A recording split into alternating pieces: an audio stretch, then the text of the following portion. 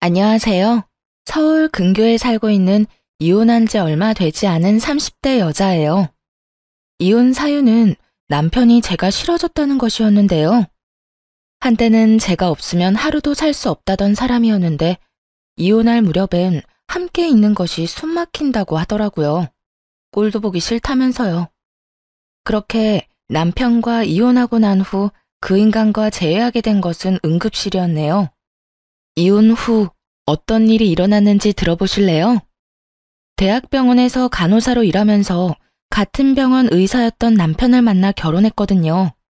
그리고 몇 년 뒤 남편은 독립해서 새 병원을 개원했고 전 여전히 대학병원 응급실에 남아 있었고요. 시댁에서는 무척 잘 대해주셨는데 그 흔한 시집살이는커녕 명절에도 바쁘면 오지 않아도 되니 한가할 때 밥이나 한 끼 먹자고 권해주실 만큼 쿨하고 열린 분들이셨어요. 덕분에 남편과는 서로의 자리에서 각자 일에 최선을 다할 수 있었죠. 남편은 시댁 부모님의 도움으로 개원할 수 있었는데 점점 자리를 잡아가고 있었고요. 그런데 병원에 환자가 늘어나면 늘어날수록 남편이 점점 변해가기 시작하더라고요. 예민한 건 둘째치고 점점 절 배우자가 아닌 도우미 정도로 여긴다는 기분이 들 때도 있었어요. 청소는 제대로 하는 거 맞아? 이불 빨래는 언제 했어? 숨 쉴 때마다 목이 쾌쾌해. 여보, 나 밤샘 근무하고 이제 들어왔어. 눈 밑에 다크서클 안 보여? 아, 그랬어? 그러면 오늘은 집에서 쉬면서 대청소랑 이불 빨래 싹 좀 해. 하는 김에 에어컨도 좀 닦고 말이야. 에어컨 청소는 주기적으로 하고 있는 거 맞지? 이 집엔 나 혼자 사는 거야? 어떻게 모든 일을 나만 해? 당신도 손 있고 발 있잖아. 심지어 당신은 야간 진료는 하지도 않잖아. 내가 밤새워 고생하고 온 날엔 당신이 살림 좀 해주면 안 돼? 나도 힘들어. 누가 당신 보고 안 힘들대? 그런데 집안일은 나보다 당신이 더 잘하기도 하잖아. 내가 해봤자 어차피 당신이 다시 하게 될 텐데 이왕 하는 거 잘하는 사람이 하면 2번 일 안 해도 되잖아. 아, 서재도 좀 치워줘. 완전 엉망진창이야. 청소뿐만이 아니었어요. 반찬 투정까지 부리더군요. 어떤 날은 반찬이 마음에 들지 않는다며 있는 대로 짜증을 내고 나가버리기도 했죠. 가장 대접도 못 받는 기분이라나 뭐라나요. 그래도 이런 남편을 보며 이해해보려고 노력했어요. 얼마나 피곤하고 힘들면 저렇게 예민해질까 하며 측은했거든요. 하지만 이런 인내심도 친정을 무시하는 태도 앞에서 결국 폭발했죠. 그날은 친정엄마의 환갑이었어요. 바쁜 남편 스케줄에 맞춰 일부러 식당을 점심시간에 예약하고 혹시나 하는 마음에 아침을 먹는 자리에서도 약속 시간과 장소를 여러 번 언급했거든요. 그런데 약속 시간이 지나도 남편은 오지 않더라고요. 연락 한 통 없이 말이에요. 결국 남편에게 전화를 걸었고 남편은 아주 태연한 목소리로 이렇게 말하더군요. 깜빡했어. 뭐? 어떻게 다른 것도 아니고 엄마 생신을 잊을 수가 있어. 내가 며칠 전부터 그리고 오늘 아침에도 이야기했잖아. 귀에 딱지 앉을 것 같으니 그만 이야기하라고 했던 게 당신이야. 그런데 뭐? 깜빡했어? 바쁘다 보면 그럴 수도 있지. 돈 좀 보낼 테니까 장모님 드려. 뭐? 안 오겠다는 말이야? 지금이라도 와서 얼굴 비추고 가. 지금 점심시간이잖아. 점심시간이라고 마냥 노는 줄 아냐? 지금도 할 일이 태산이거든. 아휴, 뭘 알아야 대화가 통하지. 하여튼 난 못 가니까 당신네 식구끼리 좋은 시간 보내. 그 순간 이성의 끈이 뚝 하고 끊기는 느낌이었어요. 바로 남편의 병원으로 찾아갔고 거기서 본 풍경에 어이가 없었네요. 바쁘다던 남편놈은 간호사들과 모여 앉아 시시덕거리며 커피를 마시고 있더군요. 생각 같아서는 그 자리에서 남편에게 따져먹고 싶었지만 차마 입이 떨어지지 않더라고요. 남편의 체면도 있었지만 제 얼굴에 침 뱉는 짓이란 걸 알고 있었으니까요. 가까스로 화를 참고 남편과 함께 진료실에 들어갔어요. 아니, 여기는 왜 쫓아온 거야? 몰라서 물어? 바쁘다며. 당신한텐 커피 마시는 일이 바쁜 일이니? 다른 날도 아니고 환갑이야, 환갑. 그런 날에 간단하게 점심 한 끼 먹는 것도 그렇게 힘이 들어? 아, 깜빡했다고 했잖아. 이미 늦었는데 가봤자 눈치밖에 더 보여? 괜히 내가 가서 분위기 망칠 바엔 안 가는 게 서로 좋잖아. 지금 그걸 말이라고 해? 당신 일정 맞춘다고 이 근처로 예약했고 시간도 일부러 점심시간으로 잡은 거야. 그런데 당신이 빠지는 게 말이 돼? 그까지 환갑이 뭐라고 이 유난을 떨어? 그냥 생일이잖아. 1년에 한 번씩 있는 생일. 그까지 생일 때문에 병원까지 찾아와서 피곤한 사람 붙잡고 큰 소리 내야겠어? 남편은 미안하단 말 한마디 없이 당당한 태도였고, 그런 남편의 손에 들린 커피를 빼앗아 그 당당한 얼굴에 뿌려버렸어요. 야, 너 이게 뭐 하는 짓이야? 정신 차리라고.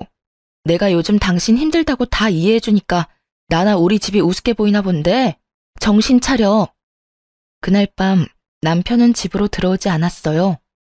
남편의 첫 외박이 있던 날이었네요. 도대체 언제부터 사이가 이 지경이 되었는지 가늠도 되지 않더라고요. 복잡한 생각에 잠겨 째깍째깍 흘러가는 시간을 보며 애를 태우던 그때 시모에게서 전화가 왔어요. 아가, 어제 사돈은 잘 만나고 왔니? 좋은 시간 보냈어? 다정한 시모의 목소리를 듣는데 참았던 눈물이 터져 나왔네요. 아무런 대답도 하지 못하고 대성통곡을 하는데 시모는 아무 말도 하지 않고 가만히 기다려주시더군요.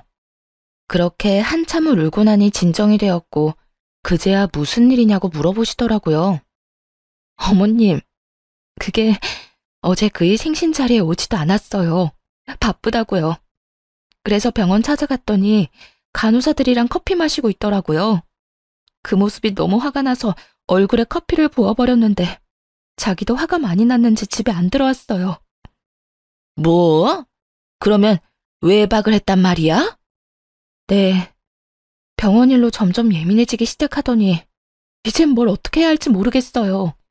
이 녀석이 우리가 알아서 할 테니 넌 가만히 있거라. 그날 저녁 시댁에선 저와 남편을 불렀고 시댁에 도착했을 즈음엔 이미 한바탕 난리가 났더라고요. 벼락같이 호통을 치는 시부와 그런 시부 앞에 무릎 꿇고 앉아있는 남편. 남편은 아무 말도 못하고 고개만 숙이고 있더군요. 이 녀석아, 내가 너 이딴 식으로 집사람 마음고생시키라고 병원 열어준 줄 알아? 대학병원 있을 때보다 사는 게 편해졌으면 가정에 더 잘할 생각을 해야지. 그걸로 네 마누라한테 생색이나 내고 바쁘다는 핑계로 사돈 어른 생신도 나몰라라 해? 생색이 아니라 정말 피곤해서 좀 예민해진 거예요. 생신은 정말 깜빡했어요, 아버지. 그런 정신머리 가지고 병원은 어떻게 이끌어가는 게야? 이딴 식으로 굴 거면 지금이라도 간판 내리거라. 아버지, 제가 잘못했어요. 앞으로는 절대 그런 일 없도록 할게요. 너 이 녀석, 다신 이딴 일로 집사람 눈에서 눈물 빼지 마라. 알겠어? 네, 알겠어요. 여보, 내가 미안해. 앞으로 이런 일 없도록 할게. 약속해. 개원 당시 워낙 받은 도움이 커서 시부모님들 말씀이라면 꼼짝도 못하던 남편이었죠. 이번에도 마찬가지였어요. 진심이라고는 느껴지지 않았지만 용서를 구하기는 하더라고요. 그리고 한동안은 잘하는 척도 했고요. 하지만 그럴수록 남편의 마음은 이미 떠난 것이 느껴졌어요. 아니, 단순히 마음이 떠난 것이 아니라 다른 이유가 있을 거라 확신하게 되었죠. 그렇지 않고서야 둘 사이에 큰 다툼이 있었던 것도 아니었고 기분이 상한 일도 없었는데 사람이 저렇게까지 변한 것은 말이 안 되니까요. 혼자 고민을 하다가 남편 병원에서 일하고 있는 동기에게 물어보기로 했네요. 꽤 긴 시간을 남편과 함께 보내는 친구이니 이유를 알지 않을까 해서였죠. 지연아, 혹시 우리 남편 요즘 무슨 일 있어? 원장님? 아니, 왜? 무슨 일 있으시대? 아니, 요즘 좀 이상해서 혹시 너는 알까 해서 연락해봤어. 요즘? 이상한 건 없었는데. 조금 예민하시긴 했지. 뭐 그거야 그럴 수도 있는 일이니까. 그거 말곤 다른 이상한 점은 없었는데. 아, 혹시 우리 남편 여자 있는 건 아니겠지? 100번은 넘게 고민하고 물은 말이었는데 이 말을 들은 친구는 듣자마자 깔깔거리고 웃더라고요. 자신이 아는 한 그럴 리가 없다고 말이죠. 뭐? 넌 말이 되는 소리를 해. 네 남편을 어떻게 나보다 더 모르니? 네 남편 매일 병원에서 살다시피 하고 진료 끝나면 바로 집에 가는데. 친구들도 점심시간에 잠시 병원에 와서 보고 가는 게 전부고 따로 약속 잡는 일도 없으신 것 같고 말이야. 너도 요즘 많이 피곤한가 보다 그런 생각까지 하는 거 보면. 그러지 말고 쉬는 날에 잠이나 좀 푹 자. 서로 예민하다 보면 자주 부딪히고 또 그러다 보면 별 생각이 다 드는 법이야. 그래 알겠어. 우리 남편한텐 내가 이런 이야기 한 거 비밀로 해줘? 당연하지. 얼른 좀 쉬어. 믿었던 친구였어요. 동기들 가운데서도 친했고 무엇보다 유부녀이기에 이런 마음을 더 잘 이해하고 상황을 객관적으로 볼 거라 생각했죠. 그런 친구의 조언을 듣고 나서도 이상한 기분은 사라지지 않았지만요. 그래서 결국 남편의 뒷조사를 시작했네요. 다들 뒷조사만 했다 하면 무슨 판도라 상자 열리듯 남편이 숨기고 있던 모든 것이 밝혀지곤 하던데 아니었어요. 허무할 정도로 아무것도 없더라고요. 친구의 말처럼 병원과 집을 오가는 단순한 생활의 반복이었거든요. 가끔 친구를 만나기도 했지만 다 남자들일 뿐만 아니라 그것마저도 차를 마시거나 편의점에서 캔 음료나 마시곤 헤어지는 게 전부더라고요. 술은 입에도 대지 않았고요. 병원에서 회식을 해도 1차에서 끝내곤 혼자 병원에 들러 나머지 일을 보곤 집으로 돌아오곤 했더군요. 딱히 뭐가 나오지 않아 다행스럽긴 했지만 정작 아무것도 나오지 않으니 환장할 노릇이었어요. 남편은 여전히 이상하게 변해만 갔으니까요. 그렇게 감정이 요동을 지던 어느 날, 남편 입에서 결국 이혼이란 말이 나오고야 말더군요. 그날은 웬일로 남편이 함께 외출을 하자고 하더군요. 밖에서 맛있는 것도 먹고 산책도 좀 하자고요. 그간 좀 소원하긴 했어도 다시 잘 지내볼 생각은 있구나 하는 마음에 한껏 꾸며입고 외출길에 나섰죠.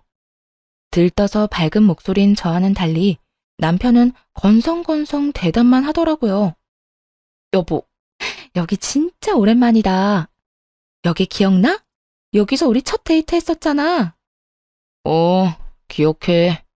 그때 우리 둘 다 밤새고 씻지도 못하고 와서는 어떻게든 데이트 좀 해보겠다고 샷 왕창 추가해서 먹고 버텼는데 부부가 돼서 오니 감회가 새롭다. 그렇지? 그렇긴 하네. 기계를 가져와도 이것보단 다채로운 대화가 될 것이라는 생각이 들면서 화가 치밀어 오르더라고요. 이따위로 굴 거면 다른 곳도 아닌 우리의 추억이 있는 곳으로 오지나 말지. 이게 무슨 사람 하나 바보 만드는 짓인가 했죠.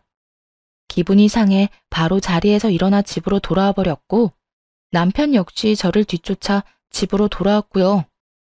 당신 진짜 나한테 왜 그래? 내가 뭘? 내가 뭘? 할 말 있으면 똑바로 말해. 하루 종일 사람 데리고 다니면서 정신은 다른 곳에 있었잖아. 꼭 똥마려운 강아지처럼. 내 눈치는 이리저리 살피면서 그러면서도 또 멍하니 딴 생각만 하고. 난 오늘 당신이 앞으로 잘 살아보자는 마음으로 산책하자고 한 줄 알았어. 오늘 간 곳이 죄다 우리한테 좋은 추억만 가득했던 곳이니까. 그런데 당신은 시큰둥해선 대답만 겨우 하고 나만 들떠있고 그게 뭐야 도대체? 그럴 거면 왜 굳이 나가자고 한 거야? 입으로 뱉고 나니 정말 하루 종일 무얼했나 싶더라고요. 화가 많이 나 씩씩거리는 저를 남편은 한참 바라보더니 이내 하루 종일 품고 있던 말을 꺼내기 시작하더라고요. 내가 많이 고민해봤는데 우리 이혼하자. 나 더는 이렇게 못 살겠어. 목소리에 미안함이라곤 찾아볼 수가 없더라고요. 마치 제가 유책 배우자라도 된다는 듯 말이에요. 이혼? 지금 이혼이라고 한 것 같은데 내가 제대로 들은 거 맞아? 이혼하자고. 나 이제 당신이랑 사는 거 너무 힘들어. 그러니까 오늘 하루 종일 한 짓이 사실은 데이트가 아니라 당신 마음 정리할 시간이 필요했던 거네? 말하자면 마지막 점검 같은 거였어. 맞아? 꼭 그런 건 아닌데 당신하고 돌아다니면서 마음이 더 확고해지긴 했어. 내가 뭘 어떻게 했다고 그렇게 힘들어? 내가 당신을 힘들게 해? 그냥 당신이랑 같이 사는 것 자체가 힘들어. 당신이 뭘 잘못한 게 아니라 그냥 내가 이제 당신을 안 사랑해. 마음이 다 찢어지게 상처가 되는 말을 참 무덤덤하게도 하더군요. 마치 책을 읽듯 아무런 감정도 없이요. 그래도 함께한 세월이 얼만데 남은 정도 없다는 듯 말이에요. 이젠 사랑하지 않으니 이혼하자는 말을 듣는데 스스로가 너무나도 초라하고 또 비참하더라고요. 그리고 문득 나는 이 사람을 사랑하나? 하는 생각을 해봤어요. 그런데 저 역시 이 사람을 사랑하고 있진 않더라고요. 그냥 내가 한 선택이니 그냥 저냥 되는 대로 맞춰가며 어떻게든 살고 있었던 거죠. 우리 부모님 생각해서 그냥 참고 살아보려고도 했는데 이렇게 아무 감정 없이 살아서 뭐하나 하는 생각이 들더라. 이혼만 해주면 재산도 섭섭하지 않게 줄게. 그러니까 조용히 이혼만 해줘. 나 당신이랑 소송 같은 거 할 힘도 없고 마지막을 그렇게 지저분하게 끝내고 싶지도 않아. 알겠어. 그래, 하자. 이혼. 구질구질하게 눈물이라도 흘리며 매달릴 거라 예상했었는지 남편은 그제야 놀란 눈을 하고는 똑바로 쳐다보더라고요. 왜? 내가 울면서 매달리기라도 할 줄 알았어? 아니, 그건 아닌데 좀 더 이유를 물을 거라고는 생각했어. 나 싫다는데 물어서 뭐해. 들어봤자 상처만 깊어질 텐데 뭐. 당신 말 듣고 생각해보니까 나도 당신 사랑하는 건 아니더라. 그냥 저냥 어떻게 해서든 잘 살아보려고 맞춰가고 있었던 거지.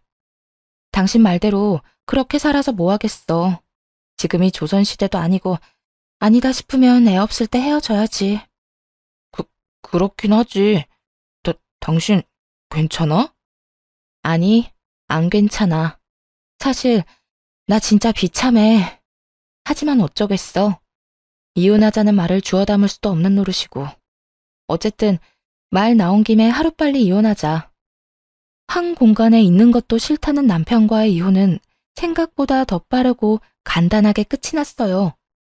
결혼할 때는 상견례니 혼수니 함께 살 집이니 고민하고 하나씩 해결하기 바빴는데 그런 결혼보다 이혼이 더 빨리 끝나더라고요.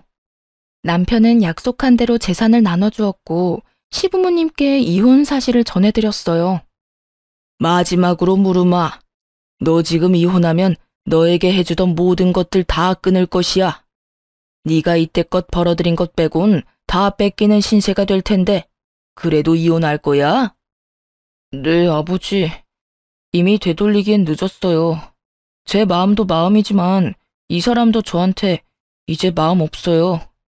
한 공간에 있는 게 숨이 턱턱 막히기 싫은데 어떻게 같이 살겠어요. 남편의 말을 들은 시부는 저의 생각을 조심스럽게 물으시더군요. 아가, 네 생각도 같다 이거니? 네. 제가 싫다는 이 사람 말 듣고 생각해보니 별반 다르지 않은 마음이더라고요. 당시엔 싫은 마음까진 아니었지만 그렇다고 해서 좋은 마음도 아니었어요. 무엇보다 제가 그렇게도 싫다는 사람하고 저도 살고 싶지 않아요, 아버님. 일이 이렇게 돼서 죄송해요. 네가 죄송할 일이냐? 우리가 자식을 잘못 키워 네가 마음고생 많이 했겠구나. 우리가 미안하다, 아가. 아니에요. 두 분은 최선을 다해 잘해주셨는걸요. 이 말을 들은 시부와 시모는 더 화가 났는지 남편을 보며 무서운 얼굴이었죠. 아마 이게 진작 마음이 떠난 남편이 이때껏 제 곁에서 버텼던 이유였겠죠. 너는 각오하고 있겠지? 우선 카드부터 내놓거라.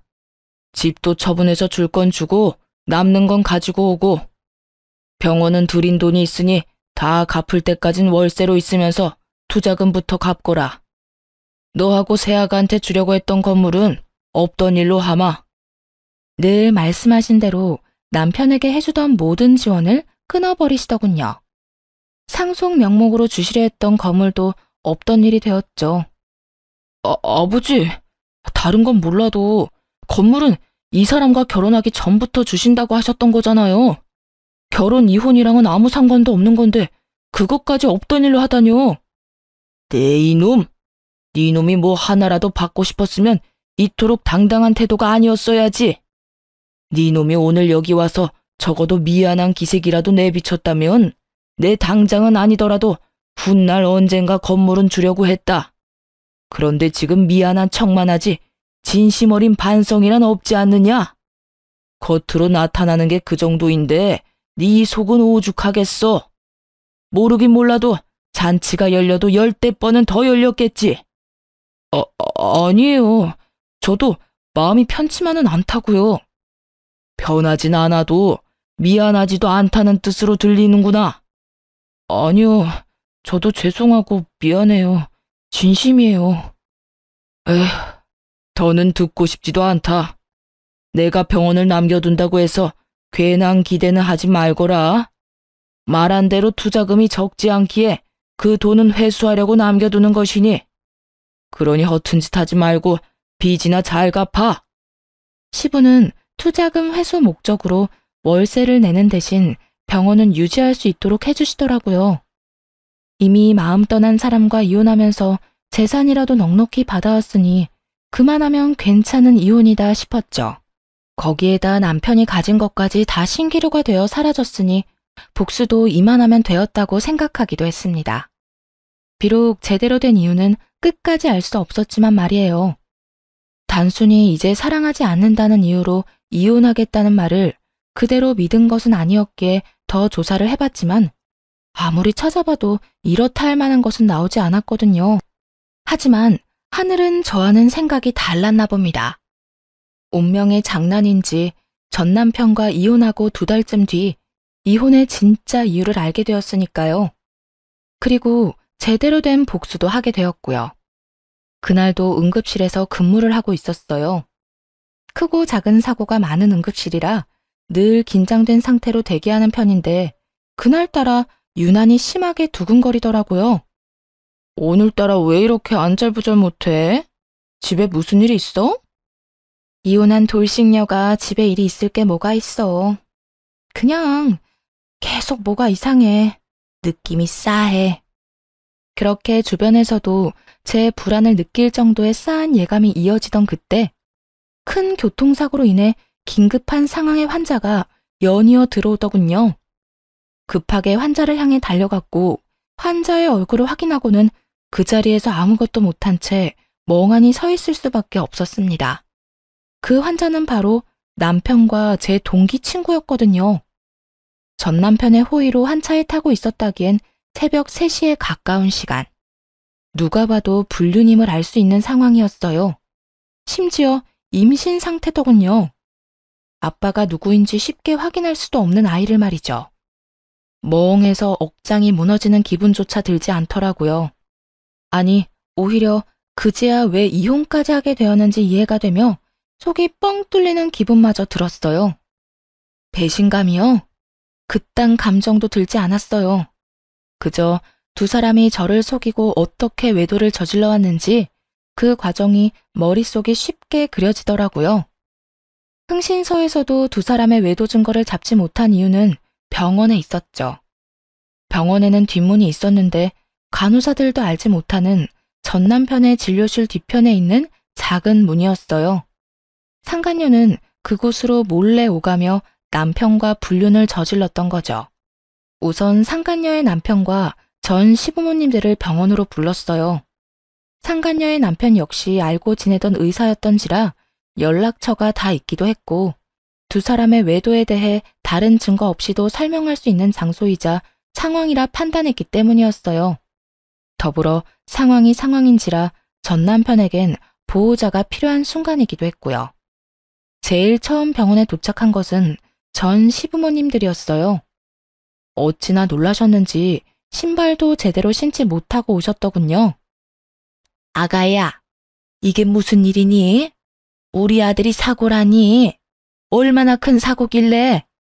그게 상황이 좋지 않아요. 일단 제가 사인해서 수술은 들어갔는데 어떻게 될지. 저도 장담할 수가 없어요, 어머님. 어쩌니? 이 새벽에 왜 운전을 하고 돌아다닌 게야? 혼자였니? 아니면 누가 옆에 있었니? 그게 혼자는 아니었어요. 전 시모는 저의 곤란한 표정을 보더니 말하지 않아도 안다는 듯 손을 꽉 잡으셨고 전 시부는 두 눈을 질끈 감으시더군요. 저보다도 두 분이 더 상처를 받으신 듯 잡은 두 손이 미세하게 떨리고 있더라고요. 전 괜찮아요. 그런데 그 사람 상태가 생각보다 좋지 않아요.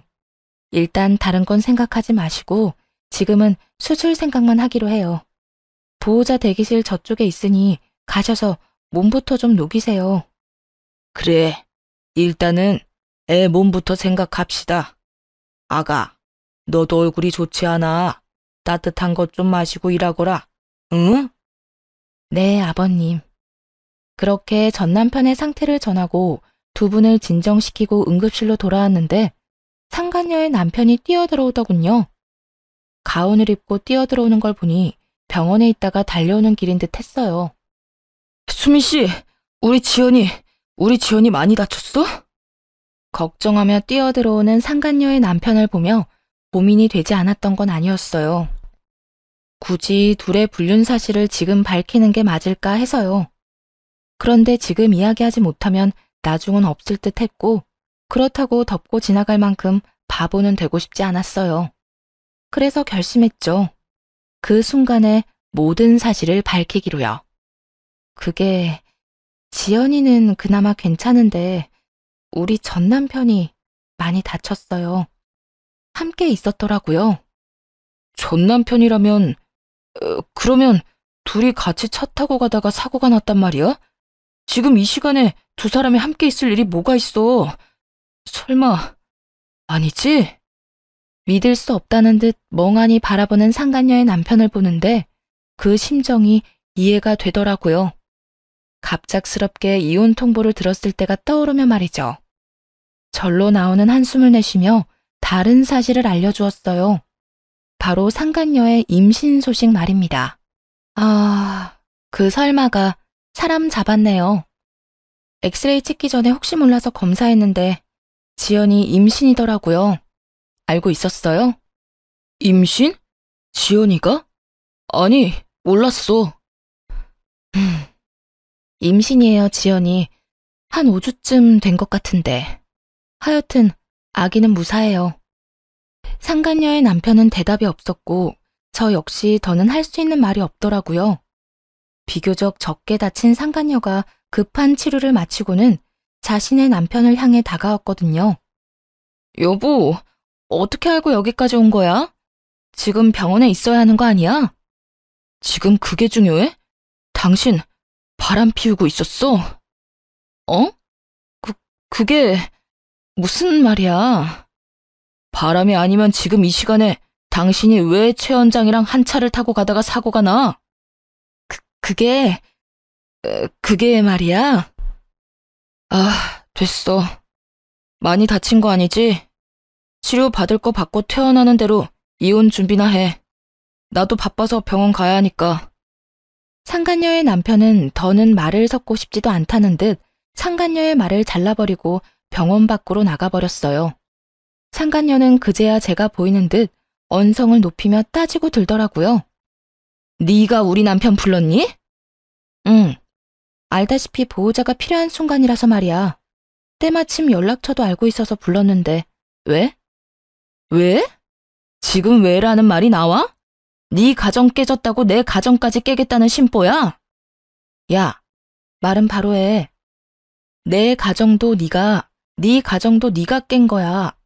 애초에 바람 피운 연놈은 너랑 저 새끼인데 왜 애꿎은 내 탓을 해? 네가 내 남편을 불렀으니까. 그러게, 누가 사고가 나래? 아니, 누가 바람을 피우래? 너도 참 뻔뻔하다. 어떻게 나한테 그딴 걸 따질 생각을 해? 검사 받으면서 양심도 같이 두고 왔니? 정신 차려, 이 상간녀야. 넌 상간녀 중에서도 악질이야. 어떻게 동기 남편이랑 그딴 짓을 저질러? 그러면서 뭐? 원장님은 바람 피울 리가 없다고? 내가 발 동동 구르며 너한테 고민 상담할 때 내가 얼마나 웃었을까? 다른 사람도 아닌 당사자한테 그걸 묻고 있었으니 말이다. 너도 알지? 지금도 상간녀 소송은 가능하다는 거. 그냥 넘어갈 생각 없으니까 각오하는 게 좋을 거야.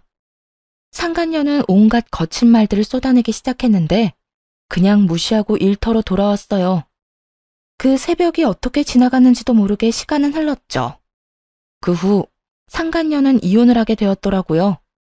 듣기론 막상 이혼이 진행되자 상간녀는 담담하게 그 상황을 받아들이고 이혼했다더군요. 하긴 뱃속에 애도 있으니 나름 현명한 판단을 한 것이었겠죠. 그 아기로 인해 앞으로 어떤 일이 일어날지도 모르고 말이죠. 저 역시 상간녀를 상대로 위자료를 청구했고 이혼은 순순히 했으면서도 위자료는 주기 싫었는지 다시금 찾아와 득달같이 따지고 들더라고요. 뻔뻔하게도 말이죠. 야, 너 꼭 이렇게까지 해야겠어? 너 때문에 나까지 이혼하는 꼴 봤으면 됐잖아. 그랬으면 됐지. 꼭 상간녀 소송까지 해야겠어? 넌 이미 이혼도 했잖아. 어찌나 뻔뻔한지 얼굴에 침이라도 뱉어주고 싶은 마음이었네요.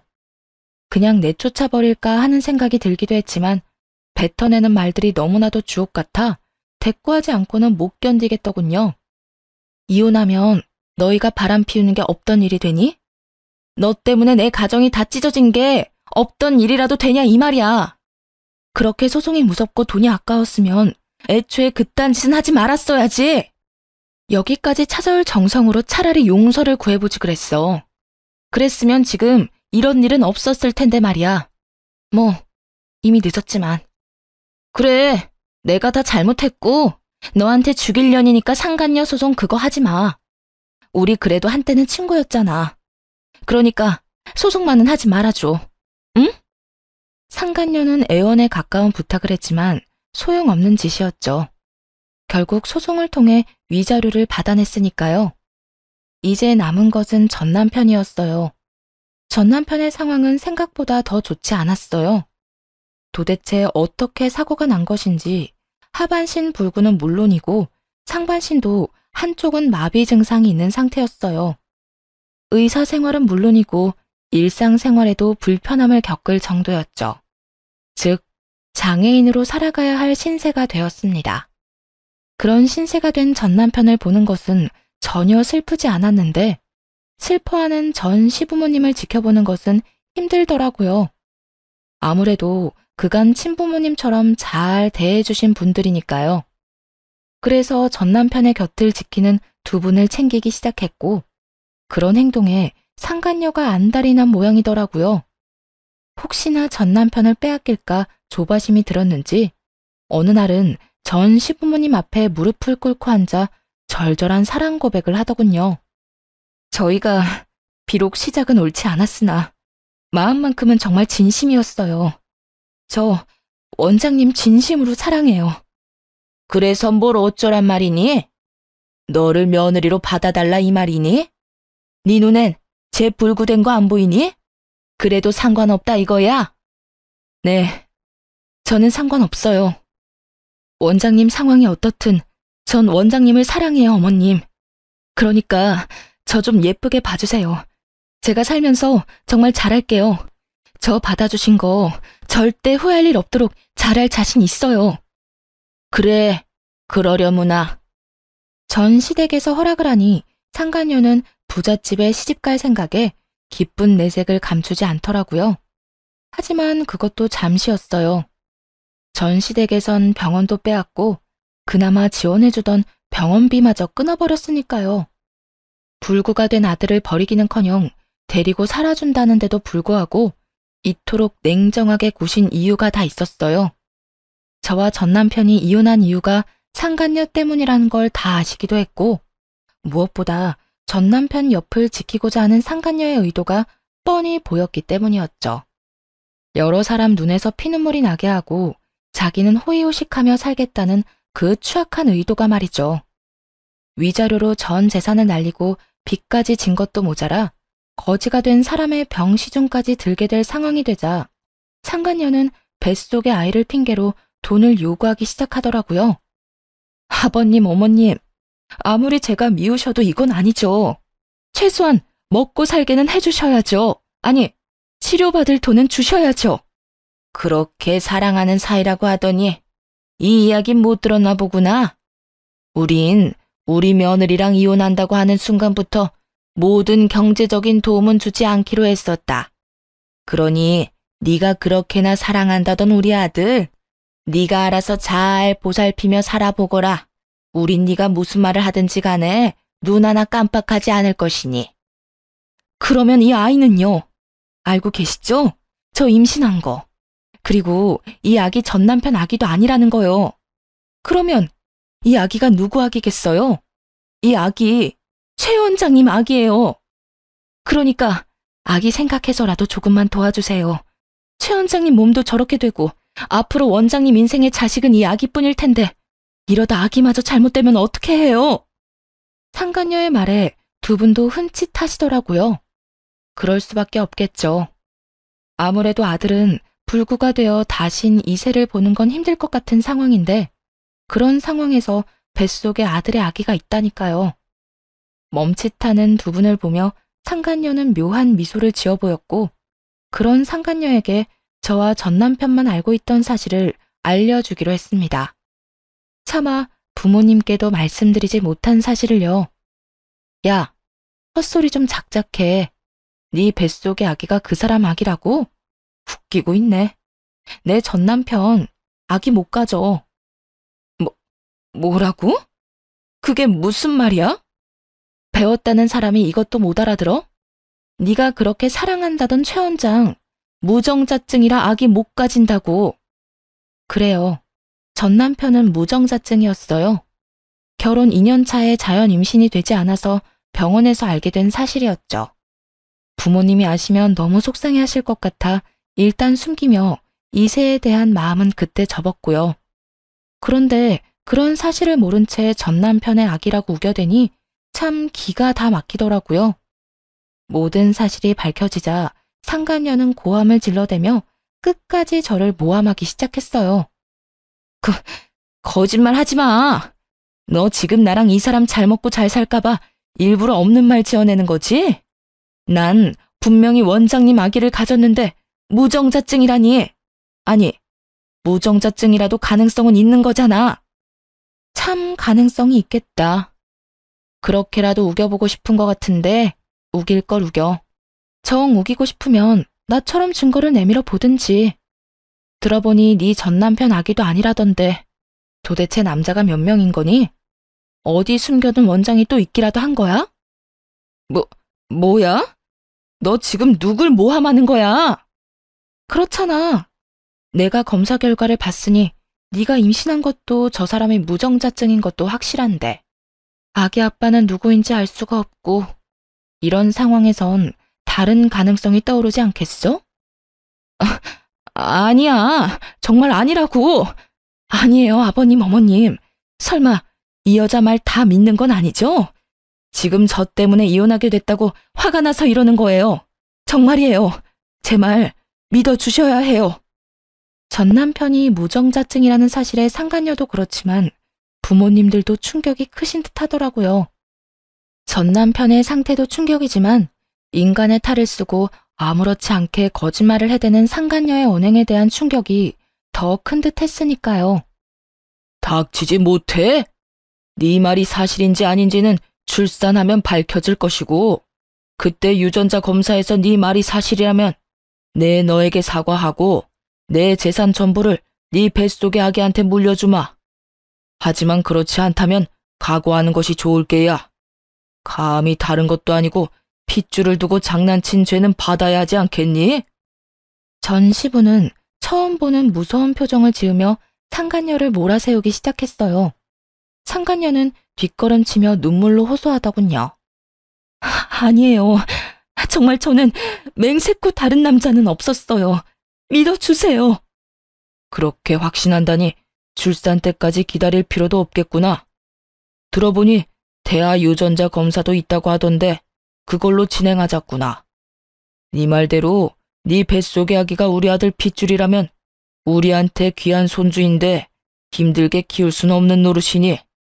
말을 끝낸 전 시부는 눈짓으로 상간녀를 붙잡아달라고 부탁해왔고 전 상간녀를 붙잡았어요. 붙잡힌 상간녀는 발악하며 고함을 질러대더라고요. 이거 놔! 이건 놓으라고! 너 태아 유전자 검사가 쉬운 줄 알아? 아직 합법으로 정해진 것도 아니라고! 이거 놔! 이거 놓으라고! 다 널 위해서 이러는 거야.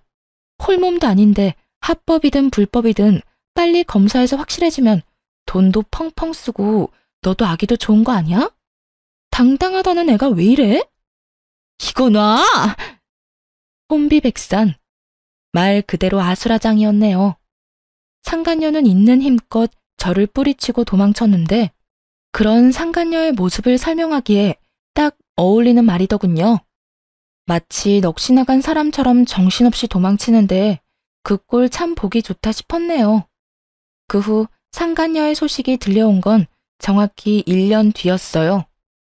아기를 안고 자신의 전남편 앞에 나타난 상간녀는 뻔뻔히도 임신 주수를 착각했었다며 이번에는 전남편의 아기라고 우겨댔다고 하더라고요. 순순히 넘어갈 리 없었던 전남편은 유전자 검사를 했고 결과는 당연하게도 그와는 일치하지 않는 것으로 나왔다고 하네요. 그래서 다시 한번 떠들썩했다고 동기들이 알려주더군요. 이야기 들었어? 그 상간녀가 안고 온 아기 전남편 아기도 아니래. 이번에 우리 병원에서 유전자 검사했는데 또 불일치. 그래서 난리도 아니었어. 상간녀는 무조건 검사가 잘못됐다고 하고 전남편은 꺼지라고 소리 지르고 전남편은 아니라고 생각하면서도 살짝 기대한 모양이더라고. 하기야 그렇게 당당하게 아기 안고 나타났으니 나라도 기대는 하겠다. 좀 당당했어야지. 뻔뻔하기는 진짜 뻔뻔하다. 금방 밝혀질 거짓말을 어쩌면 그렇게 당당하게 할 수 있는지. 그나저나 네 전남편애는 확실하게 아닌 거 맞아? 확실하게 아닌 거 맞아. 그건 내가 확신할 수 있어. 그래서 걔는 어떻게 됐어? 어떻게 되긴 또 주랭랑 쳤지 뭐. 사기죄로 고소한다는 말까지 나오니까 겁났는지 도망가더라. 들어보니까 친정에서도 남 부끄럽다고 나 몰라라 한다던데. 꼴 좋다.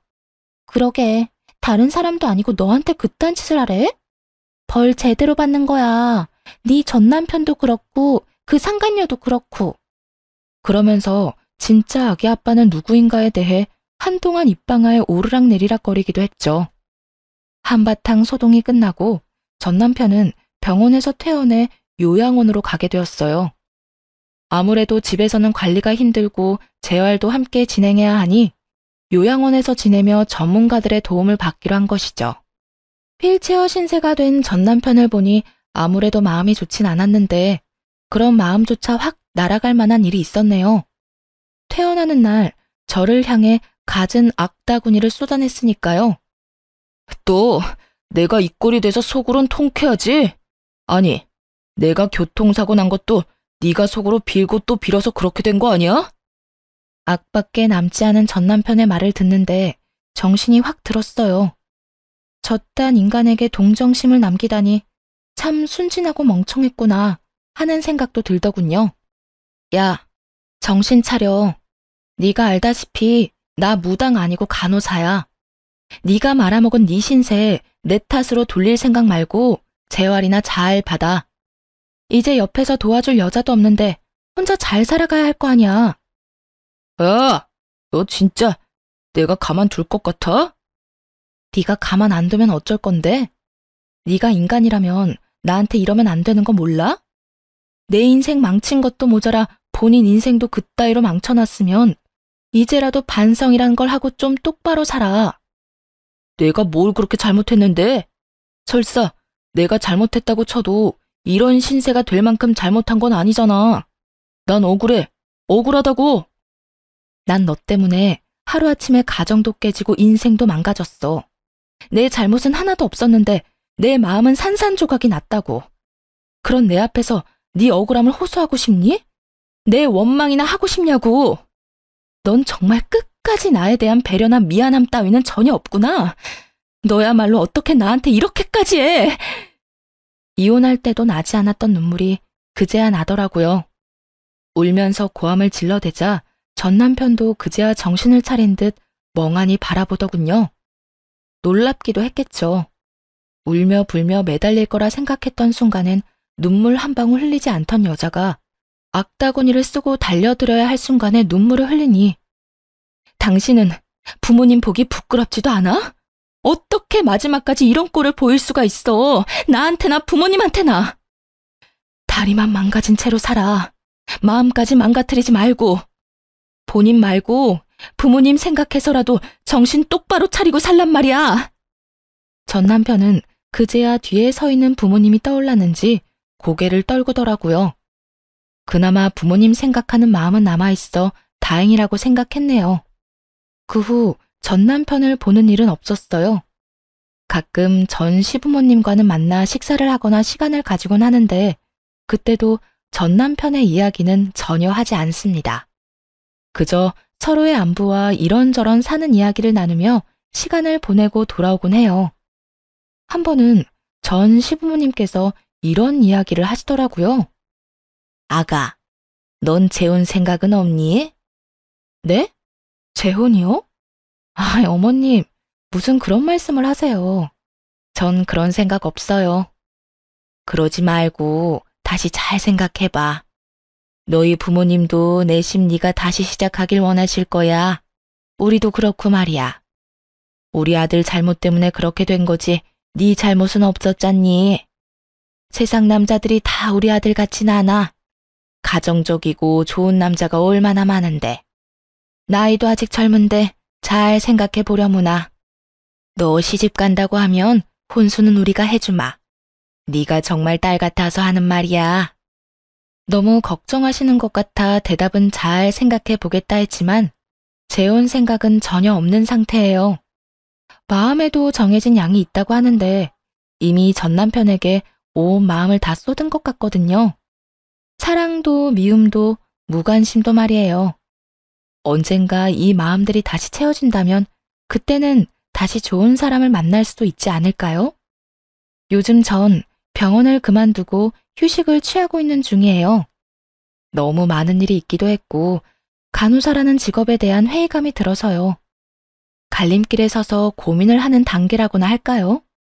요즘엔 유아교육에 대해 공부를 하고 있긴 한데 이 어두운 터널을 벗어나 무엇을 하며 살아갈지 기대되는 요즘이네요. 이로써 저의 사연은 끝이 났네요. 긴 사연 함께 해주셔서 감사합니다.